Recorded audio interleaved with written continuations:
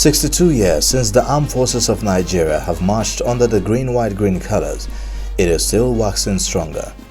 Challenged on several fronts and charred by a civil war, the armed forces of Nigeria, consisting of the Nigerian Army, Nigerian Navy and the Nigerian Air Force, have remained resolute to its cause, maintaining the nation's territorial integrity and securing its borders from violation on land, sea and air. The armed forces have also played pivotal roles in promoting peace and stability within its boundaries. This is the bedrest on which the country has anchored its economic development. Truthfully, this has been no mere task, especially in the face of global challenges like terrorism, the long-running anti-piracy campaign in the Niger Delta, and the rise of secessionist characters, causing some of its men to pay the supreme price. It is for this reason that these fallen heroes are remembered and celebrated every January 15, which is the commemoration of the Armed Forces Remembrance Day. The activities for the 2022 edition of the Armed Forces Remembrance Day customarily began with the presidential launch of the emblem. At the event, Commander-in-Chief of the Armed Forces, President Muhammadu Buhari, urged Nigerians to celebrate the members of the armed forces as the pride of the nation. The emblem, which I will launch shortly, is not only a sign of the sacrifices and bloodshed by officers and men of the armed forces for peace and security in our country. It is also a sign of resolve to remain united as a nation and confront any challenges we may face. It is a sign of our resolve to say no to divisions and embrace one another as a united, indivisible country. On his part, the Honorable Minister of Defense, Major General BASHIR MAGASHI, retired, said the Armed Forces Remembrance Day celebration helps to reassure the families of the fallen combatants that the nation will continue to be with them in paying respect to their departed. The memorial emblem, or the poppy as it is called in other climes, is a significant part of the Armed Forces Remembrance Day celebration. Its origin as a symbol for honoring fallen heroes dates back to the World War I, when Canadian officer John McCrae popularized it following his experience at a battle-ravaged field in Flanders, where poppies were plentiful and grew around the gravesite of the fallen heroes. This presidential launch was followed by launches at different forums, including state houses and parastatals, effectively kick-starting a litany of events to honor the fallen heroes. This includes the Jummah prayers and the interdenominational church service, which were heavily attended by important personalities, including the veterans. It is no gainsaying that a major reason why the armed forces have remained a bastion of Nigeria's unity and sovereignty is because of its leadership. The roles of the armed forces is enshrined in the Constitution of the Federal Republic, Section 217. And right there, among several other things, the armed forces is to defend the territorial integrity of Nigeria. Additional to these very major and pivotal responsibility is the additional function which is also indicated in the same section that I've just quoted, to which we are to give support to the civil authority as may be demanded by the Commander-in-Chief. Now, this is the provision that has now given more prominence to members of the armed forces in internal security affairs. And so, what do you find the Armed Forces of Nigeria doing within the framework of the established provisions of the Constitution? It's to ensure that the length and breadth of the country in terms of its territorial integrity is protected. But we also know that the violations against our territorial integrity is not just from outside. You equally have agents of destabilization that perhaps undertake internal insurrections. And this is the reason why we are engaged in the various internal security operations that they find across the country. If it is an assertion, I confirm that you will agree with me, even though you're the younger generation, those of us that have lived up to this time, especially when we go back during the unfortunate period of the 1996 military intervention up to date. Nigeria has passed through so many turbulence that, but for the resilience and resolution of the armed forces of Nigeria, Nigeria will not be what it is today. So to that extent, it is true. And up to this moment, the military remains the only pillar, I would say, without any fear of contradiction, that the military has been the major pillar that holds this country one and when an indivisible country. Upon assumption of office, the leadership of the Armed Forces of Nigeria developed a philosophy to strengthen joint efforts between all services of the armed forces.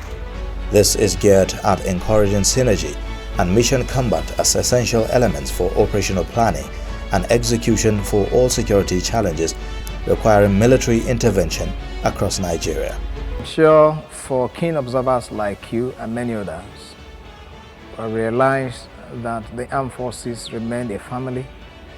The services of the armed forces, namely the Army, the Navy and the Air Force, have worked tirelessly to ensuring that we operate within the same environment and of course in line with the leadership philosophy which of course I established on my appointment as the Chief of Defense Staff, which is to foster a professional armed force that is capable of meeting constitutional imperatives. And of course, within the framework of this leadership focus is the need for all the services to work in unity, because the current and future threats that we confront or that we contend with are those that require the services of one or not less than two services. General IRABOR leads a team of dedicated service chiefs who share a similar vision and are committed to the task. Talking about strategic leadership, we start with the President Commander-in-Chief, who has given every time clear directive to the Army and to the armed forces and all of us. The instructions to us are clear, and it's on that that provided the compass for our line of march. The Minister of Defense also, our Minister is there. Then coming to our own, the Chief of Defense Staff, General IRABOR, he has been very effectively harnessing and coordinating all our activities and providing necessary leadership required to coordinate and harness all the activities of the armed forces. The Chief of Defense Staff strategic leadership is anchored on a leadership philosophy which highlights a clear direction and guiding principle of conduct, behavior, and a roadmap for action. This has helped to foster the homogeneous, highly motivated, disciplined, and mission-ready armed forces of Nigeria. This guidance and philosophy trickles down in all fronts of the armed forces operations, including Operation Hadinkai, Hadarin Daji, Save Heaven, Wild Stroke, Operation Thunderstrike, Operation Delta Safe, and Operation Awase. Now, our operations across all the theaters is witnessing a lot of progress and achievements. If you take all the theaters starting from the northeast, our troops have been conducting their operations and with a lot of successes across board. And the situation speaks for itself in the northeast. And all the areas we are conducting operations. We are not saying that there are no sparingly some attempt by these criminals to make a statement, especially by attacking sub-target and communities. Even then, also, we are on pursuit of them all. So the operations are going on, and we are continuing, we are not relenting. And every time revisiting and strategizing how to make them even more effective. A critical success in the protracted insurgency operations is the ongoing mass surrendering of terrorists. Within the period of May 2021 to January 2022, a total of 24,059 terrorists and their families surrendered to troops of Operation Hardin Kai in different parts of the Northeast. These persons have been profiled and handed over to appropriate authorities for further action. Yeah, let me state here that the present and the future state of Nigerian Air Force are of strategic importance to our national as well as regional security. The contribution of Nigerian Air Force to Operation Lafia Dole, which has degraded the activities of Boko Haram elements in the northeast of the country, lay credence to this assertion. Bearing in mind that the future can only be built on a solid foundation of the present, the Nigerian force under my watch has been able to adopt measures and policies towards enhancing our efforts air warfare potential. While these successes have been recorded, the armed forces have experienced challenges on several fronts. However, one way through which some of these challenges have been surmounted is through human capacity development and developing viable research and development departments. Now we have received a lot of equipment recently, and all along we cannot appreciate enough the President Commander-in-Chief for all his support in terms of providing our necessary requirement. The President Commander-in-Chief, President Muhammadu Buhari, has never relented. There's never thing we have asked that he has not provided or make effort to provide. So it's in that way that we have gotten everything we are getting, and we are still receiving and inducting a lot of equipment in the theaters, and that account to a great extent also for the successes we are recording across the theaters of operation. In research and development, which is also key to development, we are not relenting. Along with other services and the defense headquarters, we are also keen into that. If you recall, during our last two Army Staff annual conference in Abuja here, we had an exhibition where we displayed a lot of efforts, indigenous, that we are doing. Indigenous in tandem with Mr. President Directive, what we are doing to improve across all sectors of our development. The Nigerian Navy has also continued to record massive milestones in maritime security as well as in joint operations with sister services. Deploying a trinity of actions, the Nigerian Navy in the year 2021 succeeded in emplacing a conducive environment for legitimate maritime businesses. The Falcon Eye project, which was commissioned by the Vice President Professor Emil Simbanjo and in conjunction with the Nigerian Navy ships and helicopters, has ensured round-the-clock surveillance of the nation's maritime environment, leading to significant arrests such as the MV Chayeni Nari. The Nigerian Navy also undertook several major operations singly and jointly, leading to the lowest level of piracy and other criminal activities in the nation's maritime in the last 27 years, as acknowledged by the International Maritime Bureau. Also, as a major gain in maritime law enforcement, the nation's new anti-piracy law successfully passed behind bars 10 pirates involved in the hijack of MV Hailufeng II to cap up a highly successful year. His Excellency President Muhammadu Buhari commissioned and inducted a total of 121 ships, boats, and an AW-139 helicopter, platforms and assets that will certainly guarantee improved maritime security in 2022 and the years ahead. Notably, the Falco Eye system was instrumental to the recent arrest of merchant vessels. We had the MV Chayani Dnari and the MV Kataria, well celebrated in the public space, like you know. These vessels were tracked and diligently monitored from their ports of departure in Brazil, following intelligence reports that they were involved in the smuggling of cocaine into the country. We were given this information by the Interpol.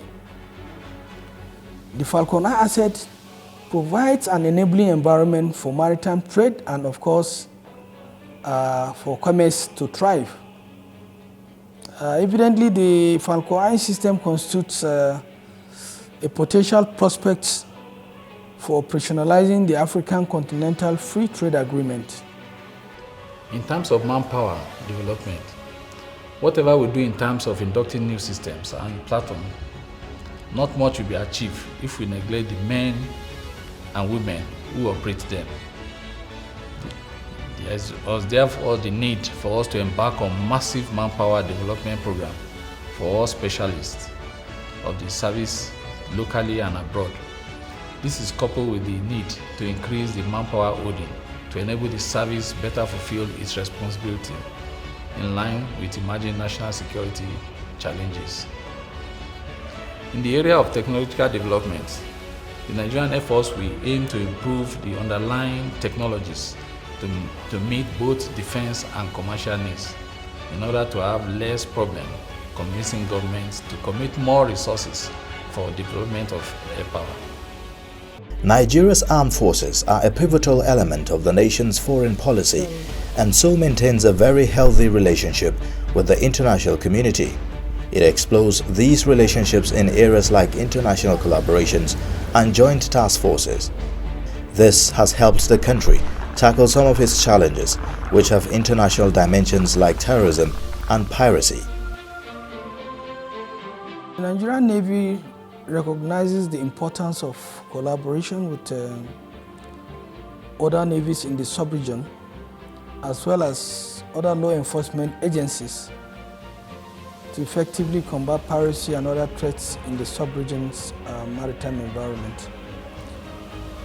I recall that the Nigerian Navy Transformation Plan 2021 to 2030 identifies interagency and sub-regional cooperation as one of its pillars.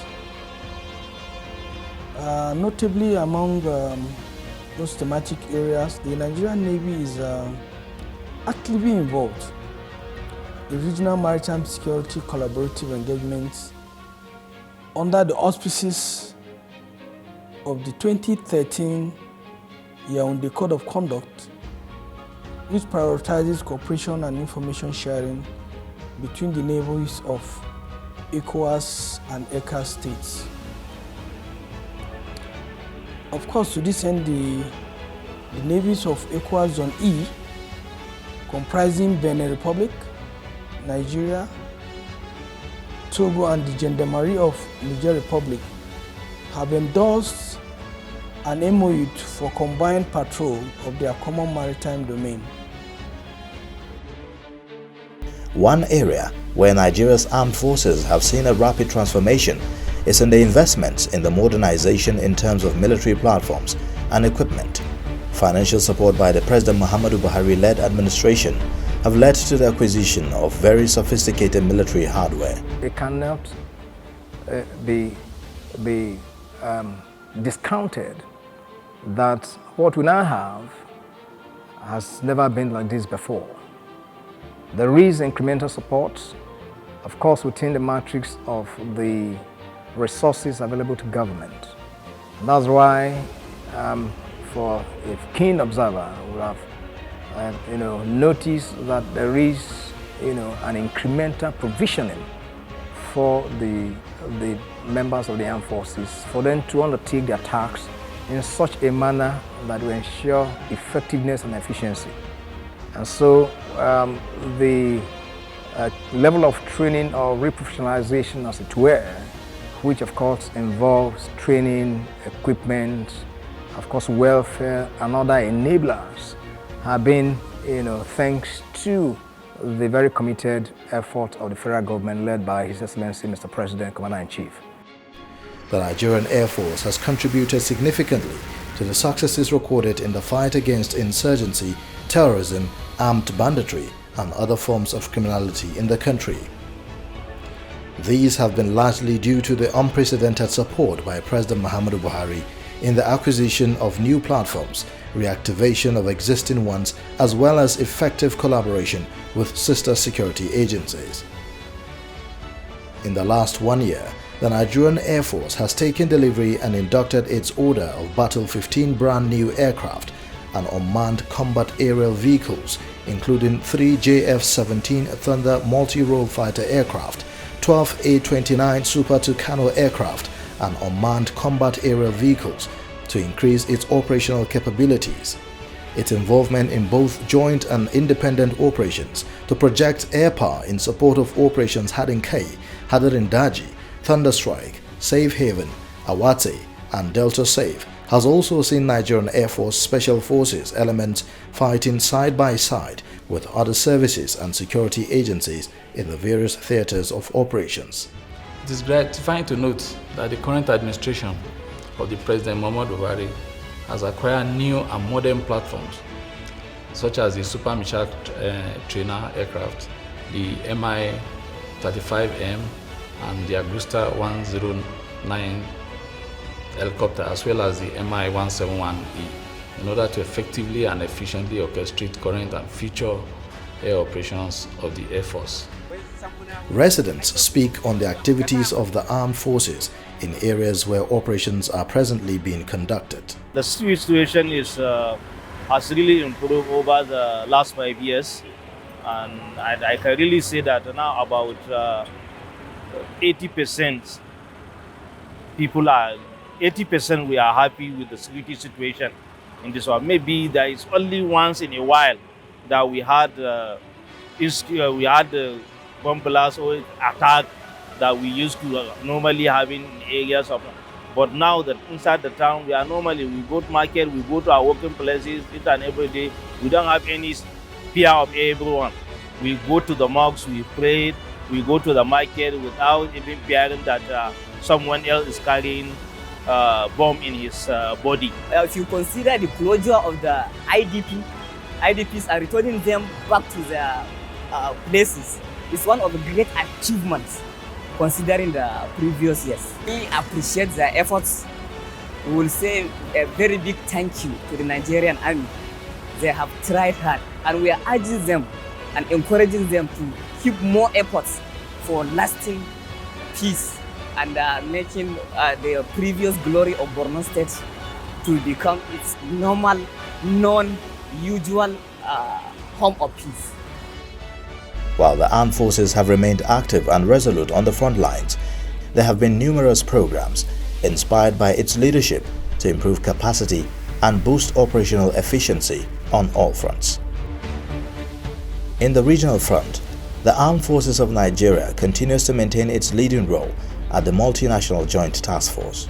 The force commander on November 20, 2021, hosted a joint delegation from the French Military Intelligence and another from the United States Africa Command. Nigeria contributed immensely to international peace and security efforts with its robust participation on the continent. As part of the leadership philosophy aimed at strengthening joint effort and operational efficiency, the Armed Forces of Nigeria for the first time held a Defense Headquarters Joint Operations Planning exercise at the Army War College, Abuja, tagged Skylark 2021. The exercise kick-started a tradition in the service's war colleges that engenders joint planning in the military operational leadership level. Another first under this leadership is the recognition of the veritable role of military veterans in the military's scheme of things. This was exemplified in the various interactive sessions with military veterans across the geopolitical zones. Christened the Chief of Defense Staff interactive session with retired senior military officers, the parley that is the first of its kind under General YAHAYA was held in all geopolitical zones. In all the meetings, the message was the same: getting the military veterans to continually contribute from their experiences as members of this bastion of Nigeria's unity and sovereignty. In compliance with the National Gender Policy Directive of ensuring women form 35% of the workforce, the Defense Headquarters launched a gender policy for the armed forces aimed at eliminating any limitation that could hinder the self-actualization of female personnel of the services. The humanitarian efforts of the armed forces gained more traction through the activities of Defense and Police Officers' Wives Association, DEPOA.